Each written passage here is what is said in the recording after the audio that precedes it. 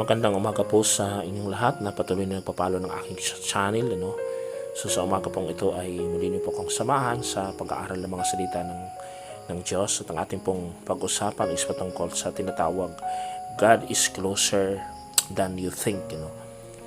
Doon sa Acts chapter 17 verse 27, God is closer than you think.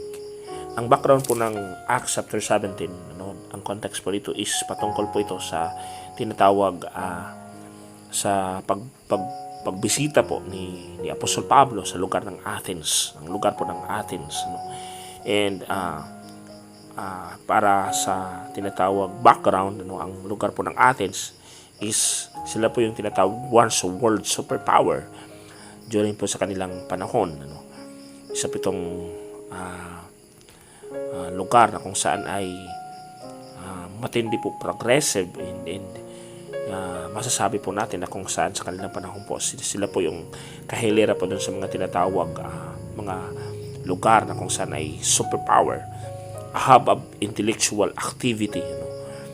Kasi yung mga tao po dun is wala na po silang ginawa kung hindi pag-aralan yung mga bagong bagay, pag-aralan yung mga tinatawag mga bagay na may kinalaman sa siyensya, may kinalaman sa mga bagay na sa tinatawag intellectual activity. And there are not only superpower, world superpower, hub of intellectual activity, but also the people of Athens are very religious, and yung sign po ng kanilang pagiging religyoso is they worship even to the unknown God. At ito po yung mga bagay na kung saan ay napansin po ni Apostol Pablo sa pagpapatuloy po natin para makita po natin sa Acts 17:23-28. Ito po yung sinasabi. Paul then stood up in the meeting of the Areopagus and said, "Men of Athens," sabi na po sa Pablo, "Men of Athens, I see that in every way you are very religious." Kasi napaka-religyoso po ng mga tinatawag taga-Athens. Kasi sabi niya, "For as I walk around and looked carefully at your objects of worship, I have been found to an altar with this inscription, to an unknown God." Kasi meron silang napakarami po nilang altar. Kasi history says na kung saan may pagkakataon po na kung saan ang lugar po ng Athens ay sila po ay dumating po yung time ay sila po ay sinalot. And yung plague po na yun, yung salot po na yun na dumating sa kanila ay talagang halos po, grabe po yung devastation ng kanilang sa kanilang panahon. Yung panahon na yun na halos po lang lahat ng mga tao ay nangangamatay. Parang katulad po ng tinatawag coronavirus or yung tinatawag COVID-19. So yung plague po na to, yung salot po na ito na dumating sa kanila ay ang ginawa po nila halos lahat po ng mga Diyos-Diyos ay kanila pong sinamba, kanila pong tinawag, ay talagang to no avail, lahat po ng mga iniisip nila na pwede nilang lapitan na Diyos na makakatulong sa kanila upang yung plague na yun ay mawala ay to no avail, ay wala pong nangyari. Kaya ang ginawa po nila, decision po sila na baka meron pang Diyos na hindi sila natatawag kasi they are very religious in a sense na kung saan ay ang kanilang isip patungkol sa Diyos ay may mga Diyos na kung saan ay may Diyos ng tubig, may Diyos ng kalawakan, may Diyos ng bukid. So ganun po yung kanilang pag-iisip. Kaya halos lahat po ng partikular na mga bagay ay meron po silang inscription ng Diyos nila. And dahil po dun sa mga pangyayari na halos lahat ng kanilang pwedeng maisip na Diyos na pwedeng tawagin upang yung tinatawag salot, yung plague na yun ay mawala po sa kanila ay to no avail po, ay wala pong nangyayari, ay mas lalo pong lumalala yung sitwasyon. Ang kanila pong napagdesisyonan ay mag-inscribe po sila ng isang altar na kung saan ay nakasulat po doon to an unknown God. Kasi iniisip nila na meron pang mas higit na mataas na Diyos, na supreme na Diyos na kung higit sa lahat, na kung saan hindi nila natatawag. Ay kaya ang ginawa po nila ay nagtayo po sila ng altar at naglagay po sila ng inscription na sinasabi nila to an unknown God. And dahil doon sa ginawa nila, nag-offering sila doon sa tinatawag Diyos na yun na hindi nila kilala, to an unknown God, ay alam niyo po, ang nangyari po ay nawala po yung salot. And that's yung history, yung istorya po, ay nangyari po yun doon sa tinatawag lugar ng Athens. And kaya nga nagkaroon ng pagkakataon sa Apostol Pablo na i-connect po niya yung tinatawag gospel, i-connect po niya yung tinatawag mensahe po niya, para po yung tinatawag mga taga-Athens ay may connecta po niya sa buhay na Diyos. He used this opportunity na sabi niya, I even found an altar. Sabi niya doon sa mga taga-Athens, for as I walk around and looked carefully at your objects of worship, I even found an altar with this inscription, to an unknown God.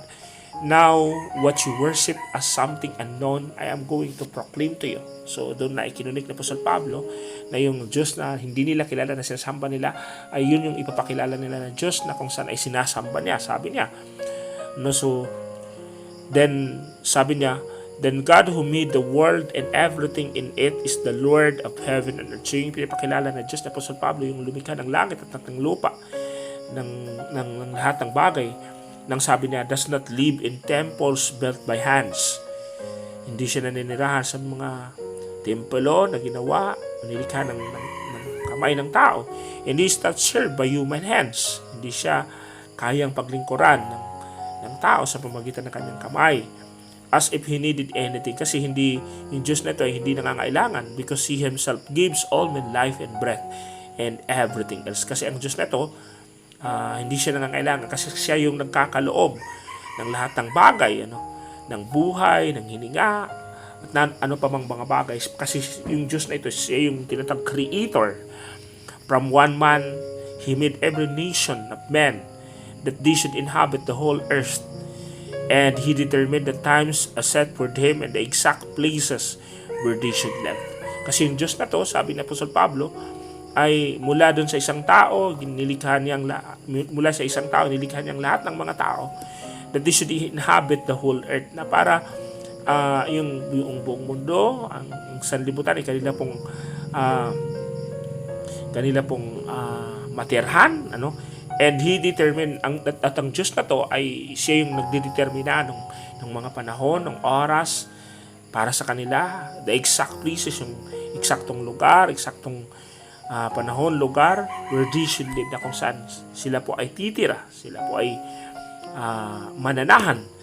So sabi niya, God did this so that men would seek Him and perhaps reach out for Him and find Him through His not far from each one of us. So ginawa ng Diyos yung mga bagay nito para hanapin sila ng tao,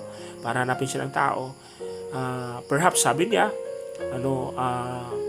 hanapin siya ng mga tao na kung saan ay kanila po siyang matagpuan, kasi ang totoo, sabi niya, the truth is, He is not far from each one of us. Hindi naman siya malayo sa kanila. For in Him we live, sa pamamagitan niya tayo nabubuhay and move, kumikilos, and have our being. Meron po tayong sa ating pagkatao, kung sino po tayo. Alam niyo po, yun po ang Diyos na kung saan ay pinapakilala po ng Apostol Pablo, pinakilala na dun sa mga taga-Athens. And sa umaga po ito po yung Diyos din na ipinapakilala ko sa inyo. God can be known.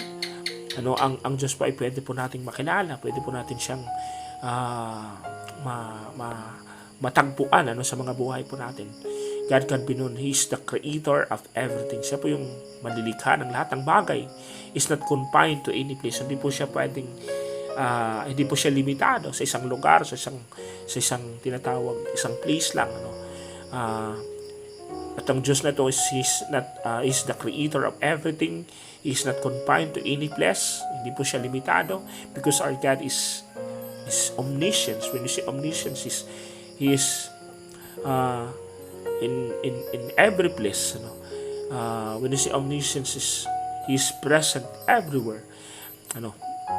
Hindi lang siya nasa isang dako. He's not confined to a particular place, but God is everywhere. And yung Diyos na to is hindi lang siya creator of everything. He's not only confined to any place, but He is omnipresence. He is present everywhere. yung Diyos po na ito is concerned about you. Yung Diyos na ito is meron po siyang concern sa bawat isa po sa atin. In fact, 1 Peter chapter 5 verse 8, sabi doon is casting all your cares upon Him, upon God, because He cares for you. He cares for us. God is caring for us. God is concerned about us, concerned about you and me, is closer than we think. Mas sigit pa siya doon sa iniisip natin. Mas malapit pa siya doon sa iniisip natin. Kasi ang Diyos ay alam niya ang lahat ng bagay. That's the God who made the heavens and the earth. That's the God na kung saan ay ipinapakilala na po sa Pablo doon sa mga taga-Athens. At ito yung Diyos na pinapakilala ko sa inyo sa umagang ito. The Lord is close to the brokenhearted. Mas sigit na malapit ang Diyos doon sa mga tinatawag broken-hearted and save those who are crushed in spirit. Nililigtas siya yung mga tinatawag ang kanilang espiritu ay meron pong tinatawag crushed in spirit. The Lord is near to all who call in Him, to all who call in Him enter. Ang Diyos pa ay malapit po siya doon sa mga tumatawag sa Kanya. Doon sa mga tumatawag sa Kanya na merong tinatawag katotohanan, merong tinatawag truth sa kanilang mga buhay. He fulfills the desires of those who fear Him. Kanya pong tinutugon yung mga pagnanais sa kanilang mga puso, lalong-lalo na yung mayroong mga takot sa Kanya. He hears their cry and saves them. Kanila pong pinapakinggan yung kanilang mga daing and Kanya po silang inililigtas. So sa umaga pong ito, napakaganda po ng ating pinag-usapan. Ito pong Diyos na kung saan ay pinapakilala na Apostol Pablo doon sa mga taga-Athens. Ito rin po yung Diyos na pinag-usapan natin. Yung sinasabi ko ngayon sa inyo, hindi po siya nagbabago. Is the same yesterday, today, and forever. Ito po yung Diyos ni Abraham. Ito po yung Diyos ni Jacob. Ito po yung Diyos ni Isaac. Ito po yung Diyos ng Israel. Ito po yung Diyos ng Biblia na kung saan ay makapangyarihang Diyos, hindi nagbabago. Lahat ng bagay kaya niyang gawin. Yung Diyos na to ay Diyos na kung saan ay mapagkalinga, Diyos na nagliligtas sa mga tao na kung saan handang magpasakop sa Kanya, sa mga tao na kung saan handang tumugon doon sa tinatawag panawagan niya, na kung saan yung panawagan niya ay lahat ng mga tao ay magkaroon ng tinatawag kaligtasan. Lahat ng tao ay magkaroon ng tinatawag kasiguruhan sa kanilang tinatawag kaligtasan sa kanilang kaluluwa. Kaya sa umagang ito, napakabuti po ng Diyos, na kung saan atin pong napag-aralan, atin pong pinag-usapan yung mga bagay, na kung saan ang ating pong topic is God is closer than you think. Ang Diyos ay malapit po siya, higit dun sa iniisip mo, patungkol sa Kanya. Ang Diyos po ay hindi po siya malayo. Yun pa ang sabi ito po yung last na verse sa 1 Corinthians chapter 6 verse 2, ang sabi doon, sa kaukulang panahon ay pinakinggan kita, sabi ng Panginoon, sa araw ng pagliligtas ay sinakluluhan kita. Tingnan ninyo ngayon ang araw ng pagliligtas. Today is the day of salvation. Ang kaligtasan po ay ngayon. Ang kaligtasan po na ino-offer ng Diyos ay hindi po bukas, hindi po sa makalawa, pero ang kaligtasan po ay ngayon, kasi hindi po natin hawak ang ating buhay. Hindi po natin alam kung kailan tayo mawawala sa mundo na ito. Ang importante po ay siguraduhin po natin na kung saan ay sa bawat pagkakataon ay binibigay sa atin ng Diyos, lalong-lalo na sa mga oras na to, ay siguraduhin po natin na yung tinatag ino-offer niya na kaligtasan ay atin pong maangkin. Kasi hindi po natin alam kung anong mangyayari sa mga buhay po natin. So napakabuti po ng Diyos na kung saan sa umaga pong ito ay atin pong natutunan, atin pong nakuha yung mga bagay na nais pong isakatuparan ng Diyos sa bawat isa po sa atin, na kung saan ay tayo po ay maligtas. Angkinin po natin yung kaligtasan na kung saan ino-offer po niya sa atin sa pamamagitan ng pananampalataya at pagtanggap sa Panginoon. Kaya sa umaga pong ito ay tayo po ay magwawakas sa aking pong pagtatapos sa tinatawag pag-aaral po natin, ay inihiling ko po na kung saan ay tanggapin mo ang Panginoon sa buhay mo, na kung saan wala pong ibang paraan ng pagliligtas na ginagawa ang Diyos kung hindi sa pamagitan lamang ng pagsampalataya sa Kanya at pagtanggap doon sa mga bagay na kung saan ay may kinalaman doon sa tinatawag redemptive works na ginawa po niya, na kung saan ang Panginoon po, siya po ay namatay doon sa krus ng Kalbaryo, siya po ay namatay, pinahirapan at hindi lamang po siya pinahirapan to the point po na namatay siya at inilibing po siya. Pagkatapos ng ikatlong araw, muli po siyang nabuhay na maguli. Para patunayan, ipakita na kung saan ang ginawa po niya, yung nangyari po sa kanya ay yun po yung tinatawag shadow na kung saan ay atin pong mararanasan na pagdating ng panahon na kung saan ang Panginoong Jesus ay nabuhay na maguli, nagkaroon po natin ng resurrection. We will also resurrected sa panahon po na kung saan ay mawawala po tayo sa mundo na to, mawawala po tayo sa buhay na to. And kung hindi pa po dadating ang Panginoon sa tinatawag sa kanyang muling pagbabalik, sa tinatawag rapture, ay meron po tayong tinatawag assurance of salvation. Kaya sa mga kapang ito, maraming salamat. Ako po'y mananalangin, at kung nais mo po natanggapin yung pagliligtas na gagawin ng Diyos sa buhay mo, yung kaligtasan na ino-offer ng Diyos, mga kita na pananampalataya, ako po'y mananalangin, at kung ikaw po ay willing, ay pwede kang sumuway sa aking panalangin. Manalangin po tayo. Amang banal na makapangyarihan sa lahat, nagpapasalamat po ako sa iyong mga salita na aking natutunan, aking narinig sa umagang ito. Hinihiling ko po, Panginoon, na kung saan ako po ay yung pangunahan sa buhay.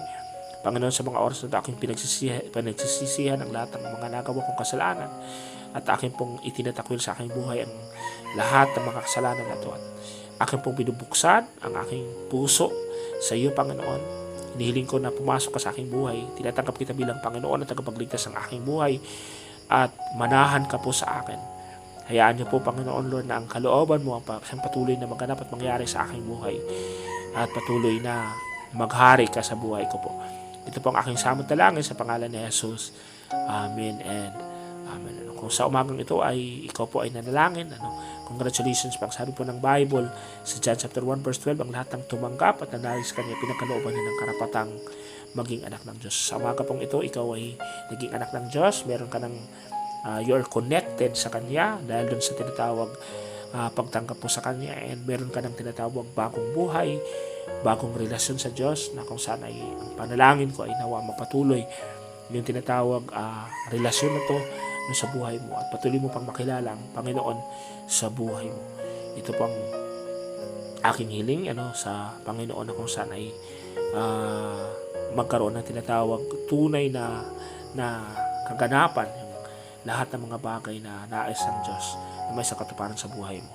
Ang Diyos po ang magpapala sa iyo sa pangalan ni Jesus. Amen.